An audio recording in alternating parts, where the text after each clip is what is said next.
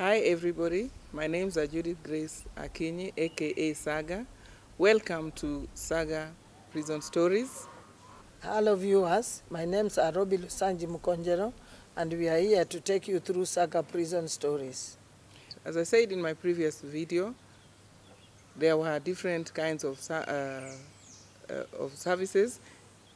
We used to go to the mess early in the morning after breakfast when the wards have been cleaned and people have cleaned themselves. But also this depended on whether there were going to be visitors from outside, and if there were none, maybe people would just pray in their cells or in the wards, and the day would end like that. But the inmates were very excited, especially when people would come from outside to bring the word of God. The mess was just a concrete floor because there were no seats, there were no chairs, a concrete floor just like this. And sometimes the floor would not be dry because there was rain or it had just been cleaned, and the guests who are coming to bring the word of God have already reported to prison, and they were timed because in prison time is everything.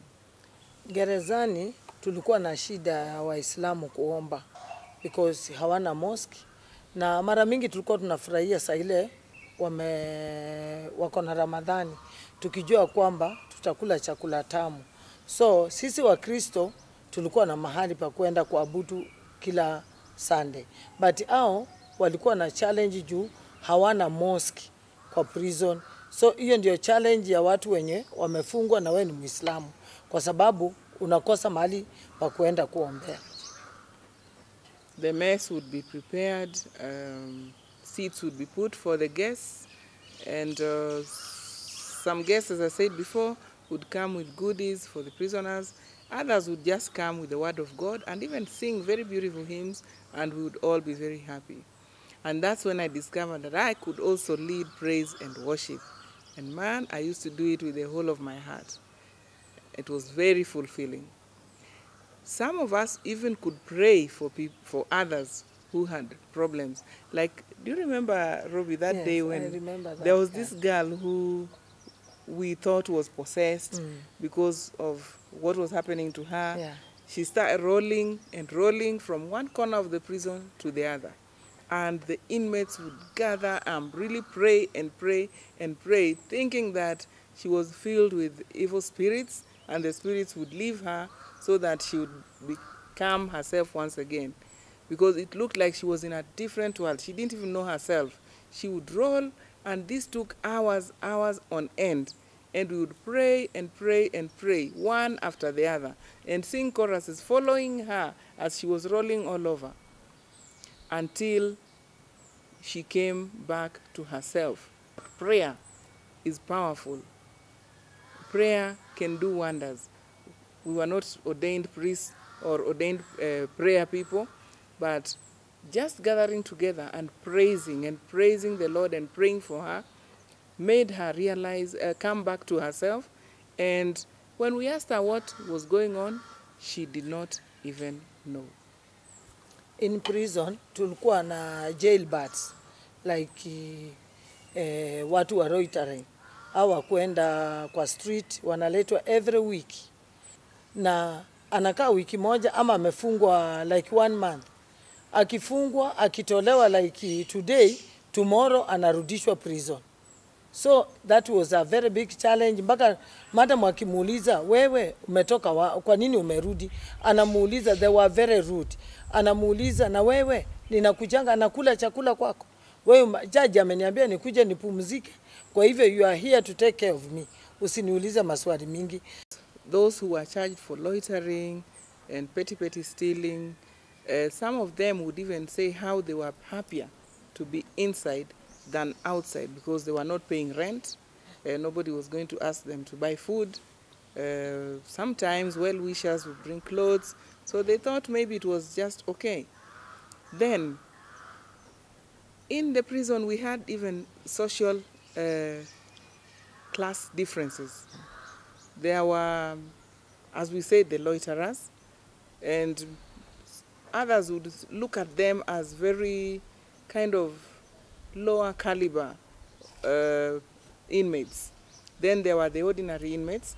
And as I said before in my previous videos, there were the capital remandees, and then there were condemned prisoners, who amongst the prisoners were thought to be very kind of high-class people, by the way they carried themselves, and by the way even the officers treated them.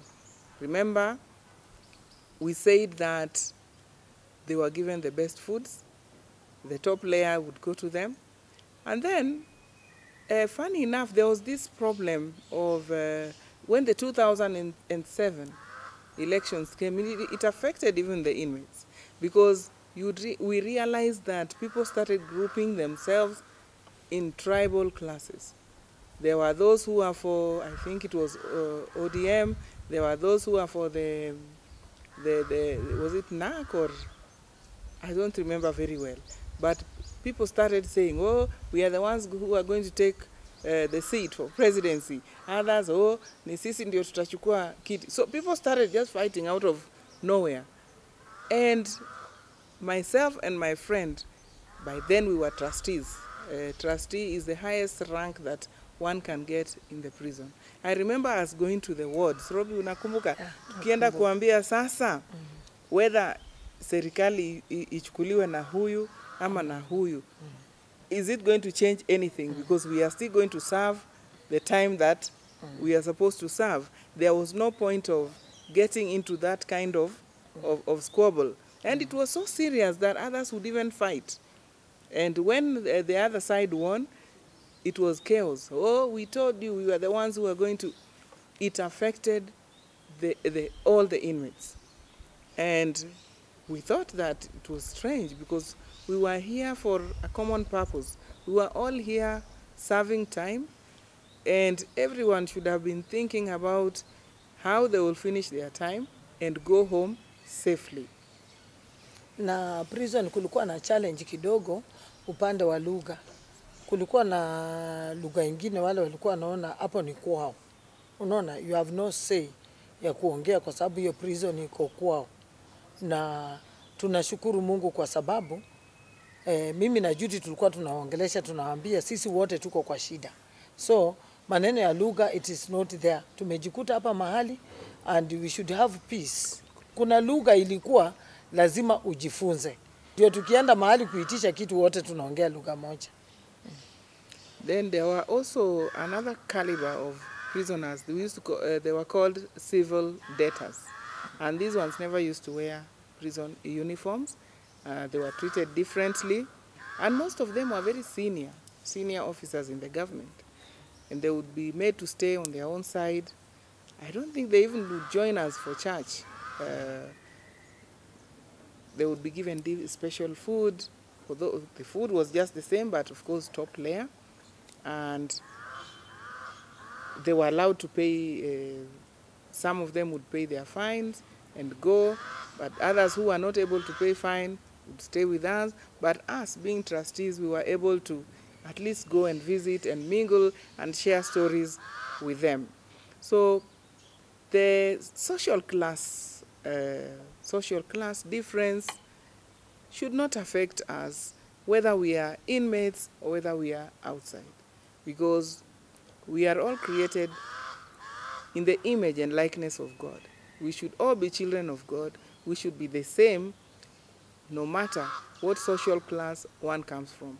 No matter what happens, whether it is politically, economically, socially, we should treat each other as brothers and sisters, whether we are in there or whether we are outside. Once again, I would like to urge you to subscribe to our channel, like, comment, and press the notification button so that when we put in the next video, you'll be the first one to see. Thank you so much for listening to us.